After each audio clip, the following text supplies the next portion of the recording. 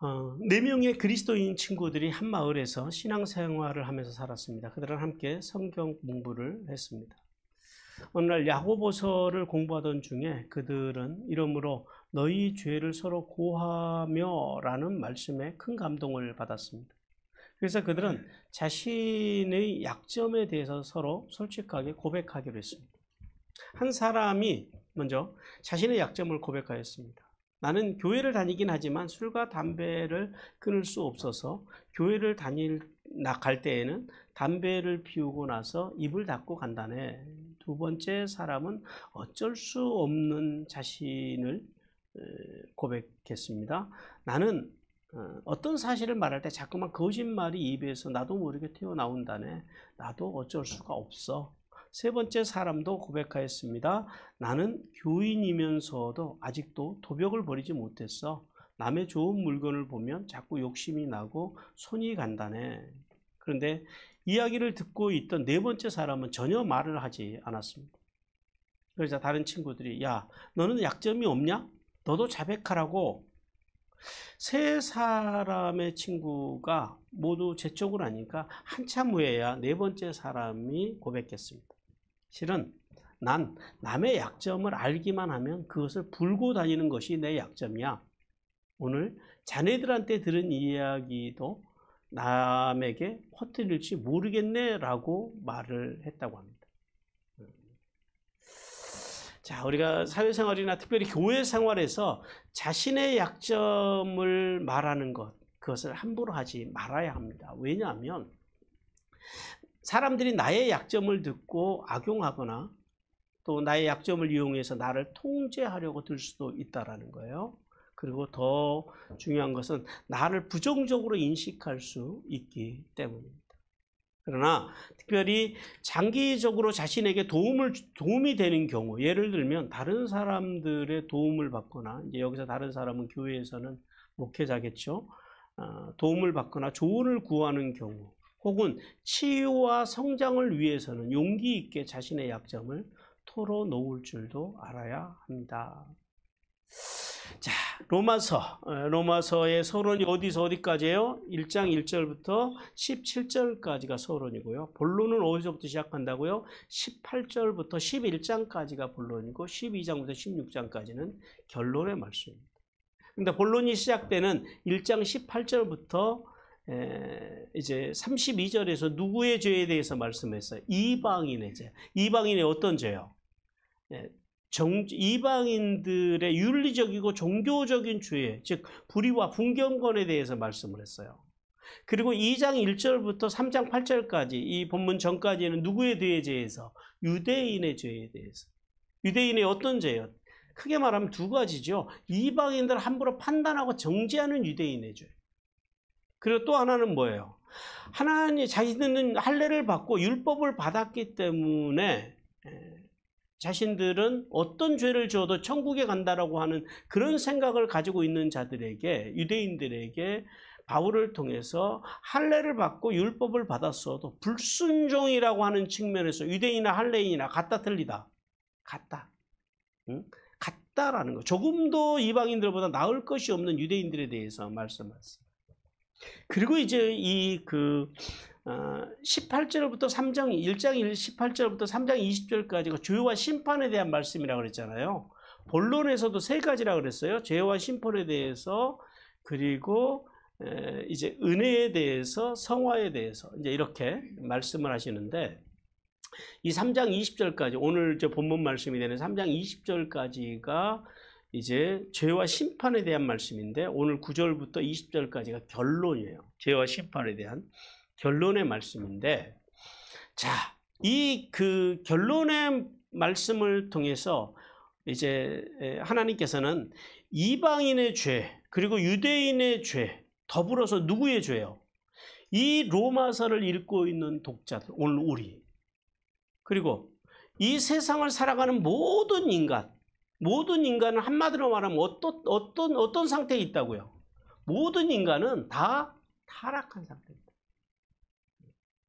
그래서 타락했기 때문에 절대 모든 인간은 뭘 피할 수 없다 그래요? 하나님의 심판을 피할 수 없는 죄인이라고 말씀을 해요. 자, 오늘 이제 본문 말씀 9절부터 20절까지를 통해서 우리가 2주간 또 하나님의 음성을 듣게 될 텐데요. 자, 오늘은 먼저 9절부터 18절까지의 말씀을 통해서 주시는 하나님의 첫 번째 메시지입니다. 같이 읽겠습니다. 시작. 하나님께서는 자신의 죄인임을 인정하고 더 나아가 하나님을 찾지 않는 어리석은 인간의 결말을 바르게 알고 살아가는 성도를 기뻐하신다. 두 가지예요. 하나는 자신이 죄인임을 인정하는 성도. 그리고 더 나아가서는요. 인정하는 성도가 되어야 하고, 그리고 또 하나는 더 나아가서는 하나님을 찾지 않는 어리석은 인간의 결말에 대해서 알아야 된다는 거예요. 자, 먼저 사도 바울이요 9절 말씀을 통해서 9절에서 두 가지 질문을 통해서 모든 인간은 죄 아래에 있다라고 말씀해요. 첫 번째 질문이 뭐예요? 그러면 어떠하냐라는 거예요. 이게 직역을 하면 이렇게 돼요. 그러면 무엇이냐라는 거예요. 그리고 두 번째 질문은 우리는 나으냐? 이게 헬라어로 프로에코메다라고 그러는데요. 직역하면 이렇게 됩니다. 우리는 더 좋게 되었는가라는 거예요. 여기서 우리는 누구예요? 직접적으로는 사도 바울과 그 일행들이지만은 문맥상으로는 로마의 교인들을 비롯한 모든 그리스도인을 말해요. 자, 이방인의 죄에 대해서 말씀했고 유대인의 죄에 대해서 말씀했고 이제 누구에 대해서 말씀하는 거예요? 그리스도인들. 그럼 우리는 나으냐라는 거예요. 우리는 어떻게 생각하세요? 그 질문, 이 두 가지 질문에 대해서 사도 바울이요 단호하게 이렇게 대답해요. 결코 아니다. 결코 아니다. 결코 아니다. 야, 결코 아니다라는 말은 전적으로 모든 것이 아니다라는 거예요. 모든 인간은 아니다라는 거예요. 그러니까 어떤 면으로 봐도 그리스도인, 그러니까 모든 인간, 이방인이나 유대인이나 그리스도인은요 다 어디 아래에 있는 존재라고 그래요? 죄 아래에 있는. 인간은 크게 다르지 않다라는 거예요. 죄 아래에 있다라는 말씀은 어떤 말씀이냐면 죄의 지배 아래에서 살아가고 있다. 자, 하나님께서는 바울을 통해서 모든 인간은 살아있는 한 죄의 그 세력에서 벗어날 수 없다라고 뭐라 그래요? 이미 선언했다라는 거예요. 이 이미 선언했다라고 하는 말씀은 이게 법적인 용어입니다. 법정에서 그것이 설령 억울한 재판이라 할지라도 어느 억울한 판결이라 할지라도 판사의 입에서 판결이 내려지면은 그것은 법적으로 효력이 있어요, 없어요? 절대적으로 있는 거예요. 그러니까 여러분 한 나라가 건강해지려면요 사법부가 건강해져야 돼요. 경찰, 검찰, 그리고 이제 법원. 여기가 타락하면은요 온 나라가 타락을 하는 거예요. 그러니까 오늘 여기 선언했다라고 하는 것은 그런 말씀이에요. 하나님께서 누구도 이 법적으로 선포되어 온 것들을요 이것도 바꿀 수가, 번복할 수가 없을 정도로 없도록 선언이 되었다라는 거예요. 자, 바울은 1장 18절에서 20절에서 고발한 이방인의 죄, 그리고 2장에서부터 3장 8절까지 고발한 유대인의 죄뿐만 아니라 그리스도인의 죄까지도, 그리스도인까지도 포함해서 모든 인간은 단 한 명도 예외 없이 뭐에 굴복하고 살아간다고요? 죄에 대해서 굴복하고 살아간다. 그것이 인간의 실존이라는 거예요. 그러니까 마치 나는 죄가 없는 것처럼 하는 것은 뭐예요? 문제가 있는 거예요, 정신적으로. 우리는 다 하나님 앞에서 모든 인간은 다 죄인이라는 거예요. 따라서 그 인간들은요, 그래서 누가 필요하다고요? 그래서 이렇게 지금 사도 바울이 인간의 죄에 대해서 이렇게 신랄하게 이야기를 한 것은 결국 뭘 이야기하고자 하는 거예요? 너 죄인이야? 너 지옥 갈 거야? 심판을 위한 말씀이에요? 아니면은 그렇기 때문에 누가 필요하다라는 거예요, 인간은? 예수 그리스도. 그분의 은혜가 필요하다라는 거예요. 그러니까 오늘 죄의 보편성을 통해서 그걸 말씀하는 거예요. 성도 여러분. 하나님께서는 그러면 어떠하냐, 우리가 나으냐라고 하는 이 두 개의 질문을 통해서 오늘 우리 이렇게 교훈하십니다. 우리 주님의 교훈 같이 읽겠습니다. 시작. 이웃은 나 자신을 비추어주는 인생 거울이다. 이웃은 나에게 어떤 거울이라고요? 인생 거울. 인생. 자, 하나님께서는 1장 1절에서부터 3장 8절까지 유대인과 이방인의 죄에 대해서 신랄하게 말씀하셨어요. 그리고 9장에서 이 두 개의 질문을 통해서 그럼 너는 어떠냐라는 거예요. 우리는 어떠냐라는 거예요. 우리 그리스도인들도 죄의 보편성 앞에서 피할 길이 있다 없다? 없다. 근데요, 사람들은 재밌어요. 우리가 재밌어요. 우리가 사람들이. 내가 재밌어요. 우리는 남의 허물은 기가 막히게 파악을 잘해요. 근데 내 허물을 파악하는 데는 우리는 또 인간은 상대적으로 굉장히 미숙해요. 그게 우리의 현실이에요. 그래서 하나님께서는 믿는 성도는 다른 사람을 통해서 누구의 허물을요? 자기의 허물을 볼 줄 아는 사람으로 성장해 가야 된다는 거예요. 마태복음 7장 3절 말씀 같이 읽습니다. 시작. 어찌하여 형제의 눈 속에 있는 티는 보고 내 눈 속에 있는 들보는 깨닫지 못하느냐. 자신 눈 안에 있는 들보를 볼 수 있는 수준까지 가야 된다라는 거예요. 그러니까 사람들이 남의 허물은 기가 막히게 찾아내면서 자신의 허물을 못 찾는 건 왜 그래요? 그 사람이 나빠서 그러는 게 아니라 수준이 거기까지밖에 안 된다라는 거예요. 그러니까 그래서 성도는요, 날마다 수준을 높여가야 되는데 어디까지 높여가야 돼요? 그리스도의 장성한 분량, 예수님의 수준까지 높여가야 되는데 예수님의 수준까지 높여가야 된다는 것은 이런 거예요. 다른 사람을 통해서 나를 볼 수 있는 수준, 이 수준까지 가야 된다는 거예요. 그래서 성도는요, 두 가지를 기억해야 됩니다.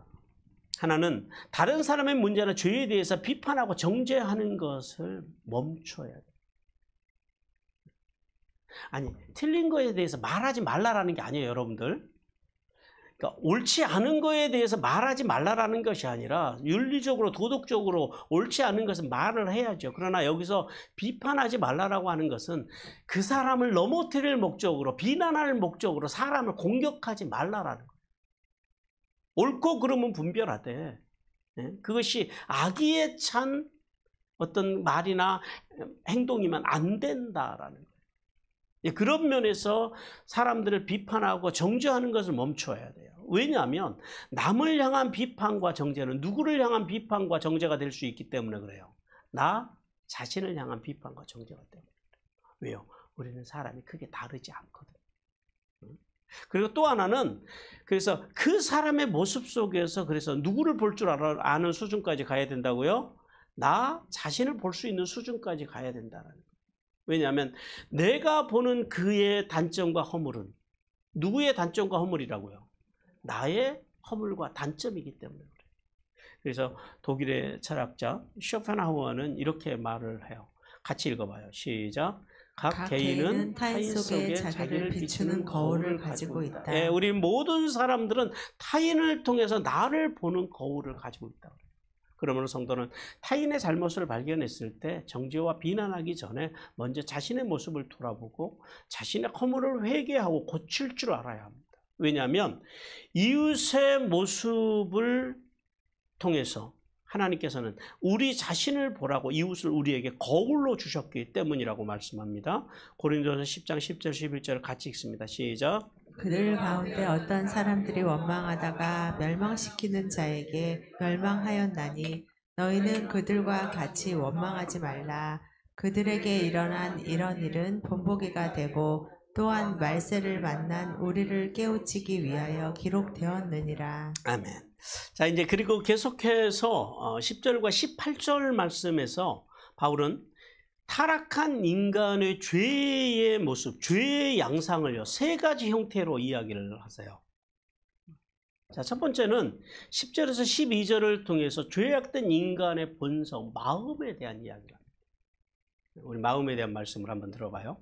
먼저 10절은 시편 14편 3절을 인용한 말씀인데 인간의 전적인 타락에 대한 말씀을요 간단 명료하게 말씀을 해요. 시편 14편 3절 같이 읽어요. 시작. 다 치우쳐 함께 더러운 자가 되고 선을 행하는 자가 없으니 하나도 없도다. 이 말씀을 가지고 10절에서 기록된 바 의인은 없나니 하나도 없다라고 말씀해요. 여기서 의인은 뭐예요? 원래 의인에 대한 그 어떤 그 문자적인 그 의미는 그 행위가 자신이 속한 사회 구조와 조화를 이루고 신들과 이웃에 대한 정당한 의무를 이행하는 자를 이게 원래 의미의 의인의 의미예요. 문자적으로.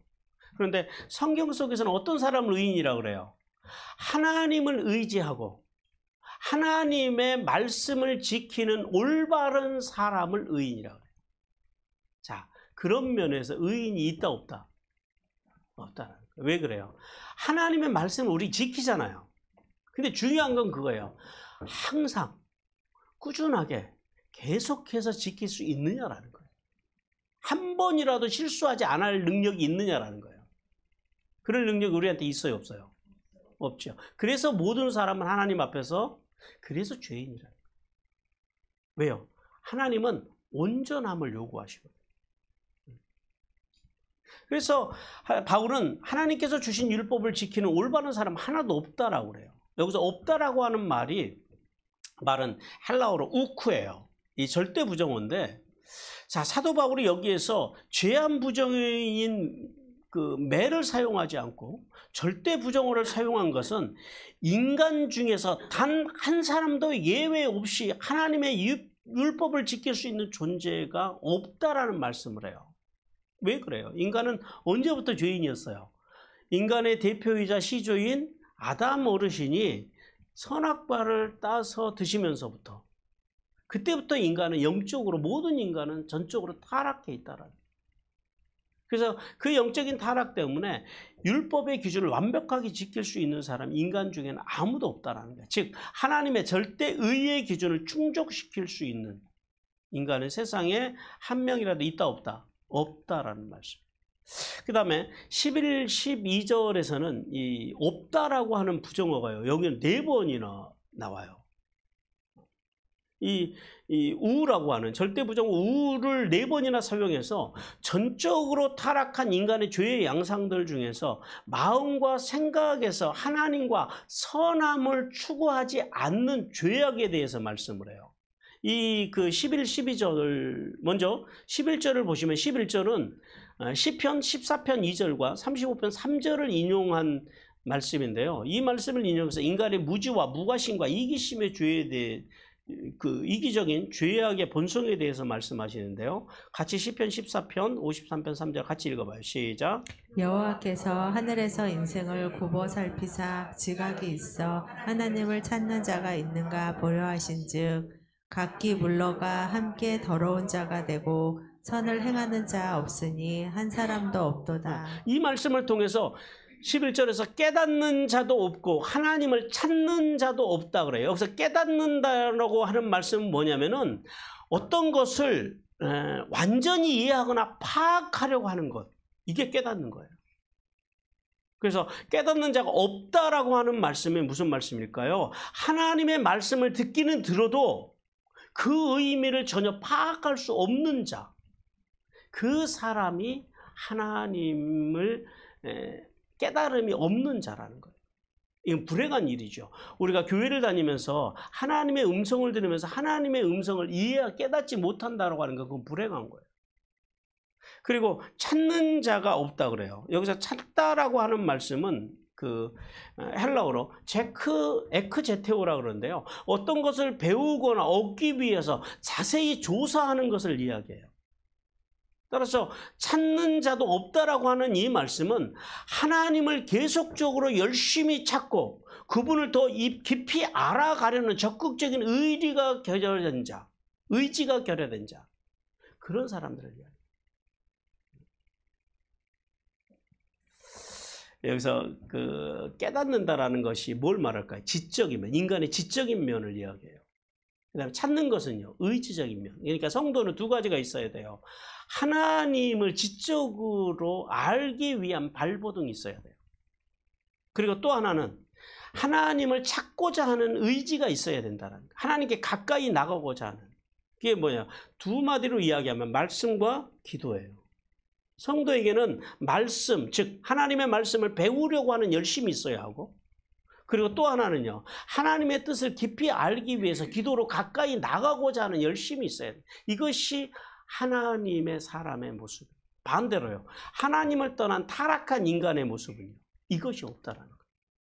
하나님의 말씀을 자세히 알려고 하지도 않고, 하나님 앞에 나가서 열심히 찾고 가까이에서 기도하려고도 없는 것, 기도하려고 하지도 않는 것, 이것이 하나님을 떠난 사람들의 죄악된 이 마음의 문제라는 거예요.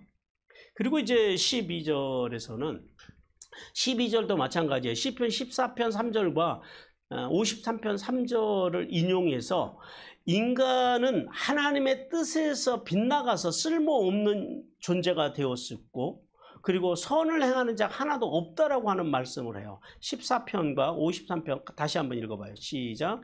다 깨치쳐 함께 더러운 자가 되고 선을 행하는 자가 없으니 하나도 없도다. 각기 물러가 함께 더러운 자가 되고 선을 행하는 자 없으니 한 사람도 없도다. 자, 이 말씀을 인용해서 사도 바울이 12절에서 이렇게 말씀했죠. 다 치우쳐 함께 무익하게 되고 선을 행하는 자가 없나니 하나도 없도다 그랬어요. 치우쳤다라는 게 뭔지 아세요? 한쪽으로 이렇게 기울어졌다라고 하는 그런 의미도 있지만, 이게 원래 의미는 벗어난 것을 얘기해요. 바른 길에서, 올바른 길에서 벗어났다라는 거예요. 바울은 하나님을 적극적으로 찾아야 될 인간이 하나님을 찾지도 않고 도리어 하나님께로부터 등을 돌려요. 그리고 하나님의 말씀을 외면해요. 그리고 하나님의 말씀을 왜곡해요. 그리고 엉뚱한 길로 가요. 엉뚱한 말을 하고. 이걸 뭐라 그래요? 이것을 영적 이탈이라고. 영적 이탈을 통해서 퇴보하는 신앙을 살아가는 거예요. 여러분, 교회에서 이 죄에 가장 많이 노출되어 있는 사람이 누굴까요? 네, 그렇죠. 목사예요. 그리고 목자들. 말씀을 전하는 사람들. 하나님의 말씀에서 이탈하지 않기 위해서, 그래서요, 말씀을 전하는 사람들 발버둥을 쳐야 된다. 자, 그렇게 영적으로 퇴보해서 영적인 길에서 이탈하면 어떤 일이 일어날까요? 하나님 앞에서 벗어나서 자기 마음대로 말하고 행동하고 살아가는 사람들은요, 하나님 앞에서 무익한 존재가 된다. 다른 말로 하면 뭐예요? 지옥 간다는 이야기죠. 잘해야 돼요. 그러니까 여러분, 교회를 다니는 게 문제가 아니라 더 중요한 것은 하나님의 말씀과 말씀의 정신으로 살아내느냐가 중요하다. 그리고 계속해서 그래요. 선을 행하는 자가 없나니 하나도 없다 그래요. 선이라고 하는 게 뭐예요? 이게 그 선이 두 가지가 있어요. 헬라어에는 그 두 가지 단어가 있는데, 하나는 뭐냐면 하나님을 사랑함, 하나님에 대한 선, 하나님을 사랑하고 인간을 사랑하는 것. 그러니까 하나님과 인간 모두를 선하게 하는 것을 뭐라 그러냐면 아가도스라고 그래요. 그리고 인간만 사랑하는 것, 인간만을 선하게 대하는 것을 그 크레스테타라고 그러는데, 여기서는 크레스테타라고 하는 단어를 썼어요. 그러니까 하나님에 대한 선함이 아니라 지금 여기서 말하는 선함은 누구에 대한 선함이에요? 인간에 대한 선함. 그러니까 무슨 말이에요? 하나님을 떠난 악한 사람들은요, 사람을 귀히 여기지 않는다라는 거예요. 생명을 귀히 여기지 않는다라는 거예요. 생명을 이용하려고 한다라는 거예요. 그것이 악함이에요. 그것이 하나님을 떠난 사람들, 그러니까 선을 행하는 자가 없다라고 하는 말씀은 그예요. 이웃에 대한 선을 항상 행하는 자가 단 한 명도 없다라는 거예요. 사람들을 이용하려고 하고 필요에 의해서나 사람을 취하려고 하지, 진심으로 사람을 대하는 사람들은 이 세상에 한 명도 없다라는 거예요. 그 말씀을 하는 거예요. 그래서 이렇게 인간의, 이게 타락한 인간의 마음의 구조가 이렇다라는 거예요. 그리고 이제 13, 14절을 통해서는 인간의 죄악된 그 다음에 마음에서 어디로 올라오냐면 혀로 올라와요. 언어에 대한 말씀이에요. 바울은 계속해서 마음과 생각에서 하나님과 선을 추구하지 않는 인간의 타락한 언어 생활에서 나오는 것에 대해서 말씀하시는데, 그 타락한 언어에서 나오는 것은 뭐냐면 속임과 저주와 험담이라고 그래요. 이 말씀도 이 13절, 먼저 13절 말씀을 보시면, 이 13절 말씀은 시편 5편 9절과 시편 140편 3절을 인용한 말씀이에요. 시편 5편과 140편 같이 읽어봐요. 시작. 그들의 입에 신실함이 없고 그들의 심중이 심히 약하며 그들의 목구멍은 열린 모둠 같고 그들의 혀로는 아첨하나이다. 뱀같이 그 혀를 날카롭게 하니 그 입술 아래에는 독사의 독이 있나이다. 예, 이 말씀을 인용해서 13절에서 그러죠. 그들의 목구멍은 열린 무덤이요 그 혀로는 속임을 일삼으며 그 입술에는 독사의 독이 있다 그래요. 여러분, 그 저희의 목구멍은 열린 무덤이다. 이게 무슨 말씀일까요? 이게 뭐냐면 그 팔레스타인 지방에 지난번 성지 가서도 갔다 오신 분들은 알 거예요. 예수님 시대의 그 무덤을 발견해 가지고 있더라고요. 그래서 그 무덤에 들어가 봤는데 그 무덤은 이렇게 사람이 걸어서 들어가요. 물론 이제 허리를 좀 숙여야 되는데 걸어서 들어갈 정도로 동굴이에요. 큰 동굴. 근데 그 동굴에다가 시체를 한 구만 넣는 것이 아니라 여러 구를 넣어요. 최소한 한 6구에서 8구까지. 그러니까 장례식이 있을 때마다요. 그래서 그 동굴 입구를 돌로 이렇게 봉해놔요. 그리고 장례식이 있으면 밀었다가 또 시신 넣고 또 닫고 그리고 이렇게 회를 칠해요. 왜 칠할까요? 냄새가 시체 썩는 냄새가 나오지 않도록. 그래서 회칠한 무덤이라고 그래요. 그런데 이 그 관리를 허술하게 해서 돌이 이렇게 굴러가거나 아니면 회칠한 것이 벗겨지면 무슨 냄새가 날까요? 그 앞을 지나가면 사람 썩는 냄새가 진동을 한다. 여러분 몸에서 얼마나 악취가 나는지 아세요? 세상의 냄새 중에서야 제일 역겨운 냄새가 사람 냄새예요. 그걸 언제 알 수 있냐면은 한 20일만 금식 기도를 해보세요. 그러면 사람 냄새가 얼마나 독한지를 알아요. 마찬가지로 인간의 그 타락한 마음과 생각이 타락한 인간의 그 언어 생활, 그 언어 생활은 열린 무덤과 같다라는 거예요. 무슨 말이에요? 계속적으로 부정하고 불경스러운 말을 내뿜어 가지고 주변에 있는 사람들을 어떻게 한다고요? 괴롭게 만든다. 그리고 일 삼으며 그래요. 일 삼으며. 그 일을 삼는다라고 하는 말이 이게 그 직역하면 이렇게 돼요. 계속적으로 속인다. 속임을 일삼으며라고 하는 말은 계속해서 속인다라는 말이에요. 그러니까 그 혀로는 속임을 일삼는다라고 하는 말씀은 그들의 혀들이 그들의 혀들로 그들이 속이고 있었다라는 거예요. 즉 죄악된 인간의 혀는 마음에 가득 찬 거짓 때문에 사람들 앞에서는요 그럴듯하게 아첨하는 말을 해요. 근데 뒤돌아서면요 계속적으로 사람들을 속이고 저주하고 험담하는 일을 일삼는다라는 거예요. 그래서 그들의 입에는 뭐가 가득하다고요? 독사의 독이 가득하다.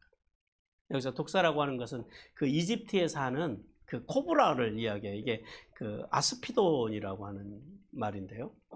근데 오늘 본절에서는 이 독사의 독이라고 하는 것은 뭐냐면 하나님을 떠난 사악한 자들의 말. 그 말은 마치 독사들의 독을 모은 것과 같다라는 거예요. 즉 하나님을 떠나 타락한 자들의 혀의 언어가 얼마나 치명적인지를 말씀해요. 야고보서 3장 8절 같이 읽어요. 시작. 혀는 능히 길들일 사람이 없나니 쉬지 아니하는 악이요 죽이는 독이 가득한 것이라. 어떤 혀요? 하나님을 떠난 사람들이에요. 하나님의 말씀과 말씀의 정신으로 살지 않으려고 하는 사람들이에요. 자, 보세요. 자, 오늘 이제 그 13절과 14절 말씀을 통해서 사도 바울이 인간의 발성 기관을 가지고 언어를 이야기하는데 처음에는요 가장 안쪽에 있는 목구멍, 그 다음에 혀, 그 다음에 입술에 대해서 이야기해요. 이렇게 순차적으로. 이 순서를 통해서 하나님께서 우리에게 두 가지를 말씀해요. 하나는 하나님의 선물인 언어를 추악한 죄의 도구로 삼는 악인의 죄의 양상에 대해서 알게 하십니다. 악한 사람들은 하나님이 주신 살리라고 주신 언어를요 어떻게 사용한다고요? 죽이는 언어로 사용한다라는 거예요. 그리고 또 하나는 그래서 이 인간의 언어의 구조, 언어는 어디서부터 나온다라고요? 목구멍, 혀, 입술을 통해서요. 더 깊이 들어가면 인간의 언어는 어디서 나온다고요? 여기요. 마음, 레프에서 나옵니다. 그러니까 여러분 우리가 말과 그 다음에 행동과 인격을 좋은 말과 그리고 좋은 행동과 좋은 인격을 하려면 결국은 무슨 관리를 잘해야 돼요? 마음 관리를 그렇게 잘해야 돼요. 그래서 우리는 우리의 마음에 관심이 있어요. 그래서 제가 여러분들한테 계속해서 마음일기를 쓰라는, 자기 마음에 관심을 가지라는 거예요. 우리는 몸이 어떤지는 살펴요. 근데 마음에는 관심이 없어요. 마음에는. 따라서 인간은 좋은 인격, 좋은 행동, 좋은 언어 생활을 하기 위해서는요. 그래서 마음 관리를 서로 잘 해야 돼요. 그리고 이제 14절을 통해서 이제 앞에서 말씀한 부패한 언어 생활을 14절에 다시 한번 강조를 해요.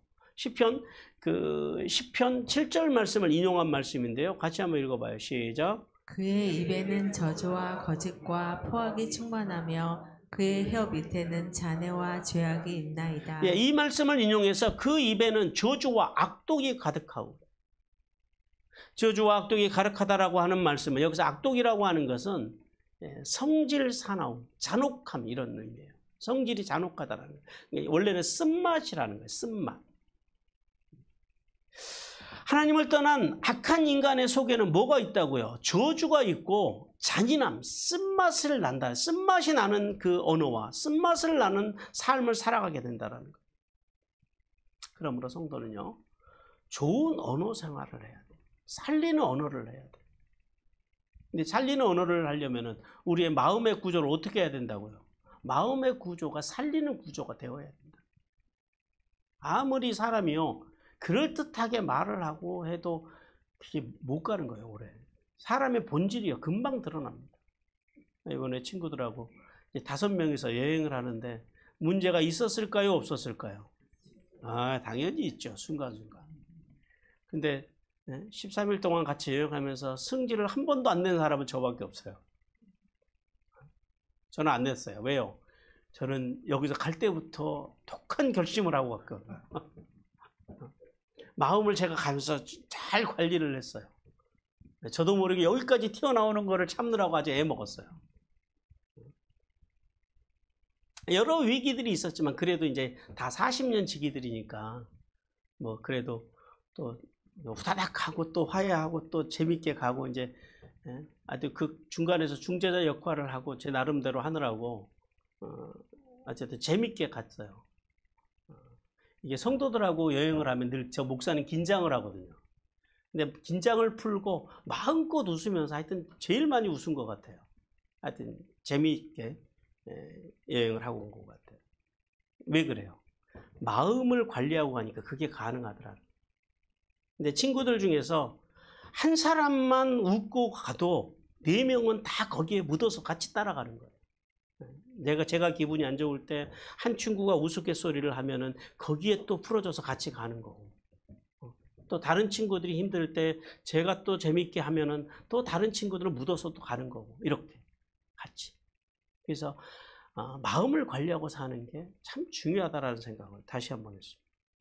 그리고 이제 세 번째는 15절에 18절을 통해서 죄악된 인간의 행위에 대해서 말씀을 해요. 15에서 17절에서 바울은 이사야 59장 7절과 8절 말씀을 이렇게 해서 인용해서 타락한 인간의 행위 중에서 살육과 파괴에 대해서 말씀합니다. 이사야 59장 7절 8절 같이 읽어봐요. 시작. 그 발은 행악하기에 빠르고 무제한 피를 흘리기에 신속하며 그 생각은 악한 생각이라 황폐와 파멸이 그 길에 있으며 그들은 평강의 길을 알지 못하며 그들이 행하는 곳에는 정의가 없으며 굽은 길을 스스로 만드나니 무릇이 길을 받는 자는 평강을 알지 못하느니라. 이 말씀을 인용해서 15, 16, 17절에서 이렇게 말씀하죠. 그 발은 피 흘리는데 빠른지라 파멸과 고생이 그 길에 있어 평강의 길을 알지 못하였고 그럽니다. 여기서 그 15절에서 그 발이 피에 흘리는데 빠른지라, 이 말씀은 뭐냐면은 타락해서 하나님을 멀리 떠난 인간은 가인과 같이 타인의 피를 흘리는데 빠른 발을 가지고 있다는 거예요. 근데 이 빠른 발이 타인을 불행하게 하지만 정작 진짜로 불행하게 하는 건 누구예요? 자기 자신을 불행하게 하는데도 빠르다라는 거예요. 그러니까 다른 사람을 힘들게 하지 말아야 해요. 그 다음에 또 16절에서 그러죠. 파멸과 고생이 그 길에 있다 그래요. 파멸이라고 하는 건 뭐냐면 그 원형을 찾아볼 수도 없이 철저하게 파괴된 것을 이야기하고, 고생이라고 하는 것은 앞에 이 파멸을 다시 한번 강조한 단어인데요. 악인의 인생길에서 피할 수 없는 정신적인, 육체적인 심각한 고난, 그러니까 벗어날 수 없는 절망을 의미하는 거예요. 악인들에게는 그것이 온다라는 거예요. 그리고 17절에서 평강의 길을 알지 못하였고 그래요. 평강이라고 하는 건 뭐예요? 인간의 평강은 어디에서 와요? 하나님과의 관계에서 오는 게 이게 평강이에요. 근데 평강을 알지 못한다라는 건 뭐예요? 하나님과의 관계가 기본적으로 어떻게 돼 있다라는 거예요? 깨져 있다. 그러면은 하나님과의 관계가 깨져 있는 사람들에게는 세상의 평강이 아예 없을까요? 있지요. 근데 그들의 평강의 특징은 뭐예요?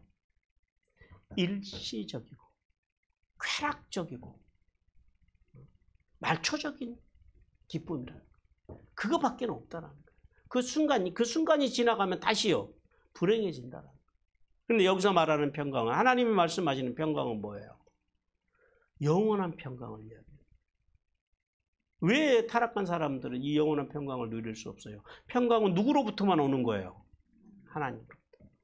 우리 요한복음 14장 27절 같이 읽어봐요. 시작.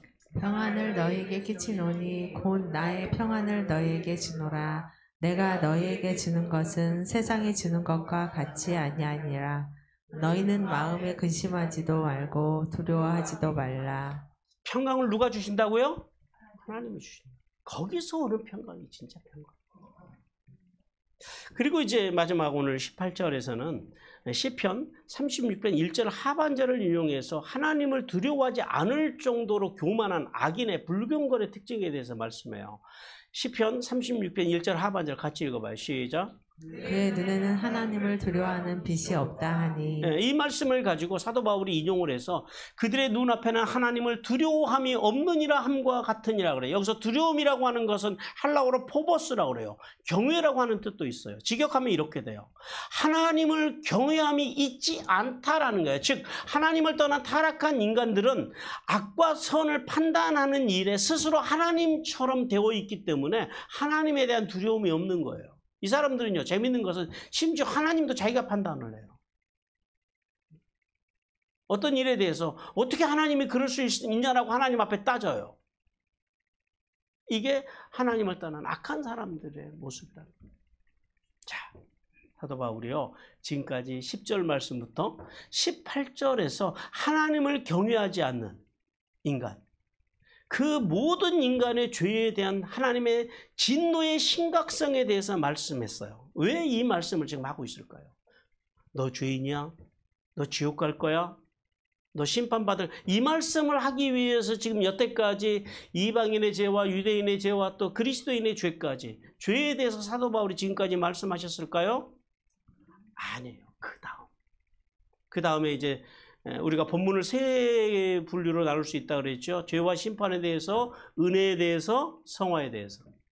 은혜를 이야기하기 위함이다. 우리는 뭐가 필요하다? 누가 필요하다고요? 예수님이 필요하다라는 거예요. 그래서 예수님의 은혜가 필요하다라는 거예요. 어떤 은혜요? 이 신칭의 은혜가 필요하다라는 사실을 말하기 위해서, 역설적으로 복음의 필요함을 말씀하기 위해서 여태까지 이렇게 장황하게 인간의 죄에 대해서 말씀하고, 결론적으로요, 의인은 없나니 없으며 하나도 없다라고 그렇게 지금 결론을 내리고 있다는 거예요. 자, 성도 여러분, 하나님을 경외하지 않는 이 타락한 인간, 그 타락한 인간들의 이 세 가지, 마음의 본성의 문제, 그리고 언어의 문제, 행위의 문제, 이 타락한 세 가지를 통해서 하나님께서 오늘 우리에게 이렇게 교훈하십니다. 하나님의 교훈 같이 읽습니다. 시작. 세상에 의인은 없나니 하나도 없다. 위로가 되세요? 안 되세요? 의인이 없대요. 근데 의인은 없는데 구원은 있어요. 자, 여러분, 헬라어에는 두 개의 부정어가 나온다 그랬죠. 하나는 절대 부정어인 우가 나오고 제한 부정인 매가 나와요. 근데 오늘 이 본문 속에서는 부정어가 없다라고 하는 부정어가 총 몇 번 나오냐면 6번이 나와요. 근데 6번 다 뭘 썼을까요? 우를 썼어요. 절대 부정어를 사용했어요. 자, 하나님께서는 이 사실을 통해서 세상 속에는 의인 혹은 위인이라고 하는 사람이 있기는 해요. 그렇죠? 우리가 의인이다 위인이다 하는 분들이 있잖아요. 그래서 많은 사람들이 그들을 본보려고 하지만은 절대적인 하나님의 의의 기준에 부합하는 인간은 있다 없다? 없다라는 말씀을 하고 있다라는 거예요. 우리가 다른 사람들을 위해서 헌신하고 자기를 희생하고 목숨을 버리고 살아온 사회와 나라를 위해서 봉사하는 마음과 행위는 우리가 본보다에 마땅한 훌륭한 일이지만은 그들 역시도 하나님 앞에서는 의인이다 아니다? 아니다는 왜요? 그들도 영원히 해결할 수 없는 어떤 문제를 가지고 살아가는 사람이라고요. 죄의 문제예요. 그런 면에서 모든 인간은 하나님 앞에서 다 죄인이다. 이게 결론이에요.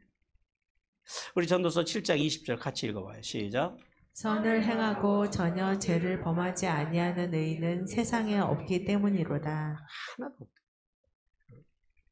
그래서 우리가요 여기서 두 가지를 깨달아야 돼요. 하나는 이 세상에 하나님의 기준에 부합해서 스스로 구원에 이를 만한 인간은 하나도 없다라는 거예요. 반대로 말하면 누구든지 예수 그리스도를 통해서 구원을 받을 수 있다라는 거예요. 누구에게나 구원의 문이 열려 있다라는 역설적인 말씀이고요. 그리고 또 하나는 그래서 인간이 그래서 의로워질 수 있는 길은 누구밖에 없다고요? 오직 예수 그리스도밖에 없다. 십자가의 은혜, 즉 이신칭의 은혜를 받을 때만 인간은 어떻게 될 수 있다고요? 의로워질 수 있다. 의롭다 칭함을 받을 수 있다. 이 두 가지 사실을 알아야 돼요. 그러므로 성도는 날마다 슈브의 신앙으로 예수님의 십자가를 붙들 때만 하나님 앞에서 의로운 자로 인정받게 된다는 사실을 깨닫기를 주님께서 원하십니다. 사랑하는 성도 여러분, 하나님께서는 이웃은 나를 비추는 뭐래요? 인생 거울이라고 그래요. 이걸 깨달아라. 옆 사람을 보세요. 옆 사람이 내 인생의 거울이라고. 봐보세요 서로. 그래서 늘 이웃을 보고 다른 사람을 보고 근데 누구를 먼저 돌아봐야 된다고요? 자신을 먼저 돌아볼 줄 알아요. 그런 성도를 하나님께서 기뻐하신다. 그리고 또 이 세상에는 자기 스스로의 삶으로 하나님의 의의 기준을 만족시킬 인간이 있다 없다? 없다라는 거예요. 따라서 역설적으로 모든 인간에게는 구원받을 수 있는 길이 똑같이 동일하게 다 열려 있다는 거예요. 그러니까 세상에서 우리가 살면서 네가 더 나으니 내가 더 나으니 하는 것은 의미가 있다 없다? 조금도 없다라는 거예요. 그래서 우리가 의로워질 수 있는 길에서는 두 가지 신앙을 가져야 돼요. 하나는 돌아갈 용기, 슈브의 신앙을 가져야 돼요. 슈브의 신앙. 살면서 그러니까 모든 인간은 다 죄인이래잖아요. 의로운 자가 이 세상에 아무도 없대잖아요. 그러면은 우리가 구원받을 수 있는 길은 이 세상에서 의롭게 살아서 구원을 받는 것이 아니라 어떻게 함으로 오직 구원을 받을 수 있는 거예요? 돌아가는 자만이 구원을 받는 거예요. 십자가 아래로 돌아가는 자. 그리고 돌아가서 그냥 막 또 살면 돼요, 안 돼요? 어떤 신앙으로 그래서 살아야 돼요? 빠님의 신앙으로. 하나님의 얼굴 앞에서, 빠님이 하나님의 얼굴을 말하거든요. 하나님의 얼굴 앞에서 배우처럼 살아야 돼요. 쇼를 하면서도 하나님 앞에서는 정직하고 바르게 살아야 돼요. 근데 우리는 거꾸로 살아요. 세상에 나가서는 온갖 쇼를 다 하고 살면서 하나님 앞에서는요, 교회에 오면은 너무 정직하게 자기 자신을 막 드러내요. 거꾸로 살아야 돼요. 세상에 가서는 막 살더라도 하나님 앞에서는요, 정직하게 살아야 돼요.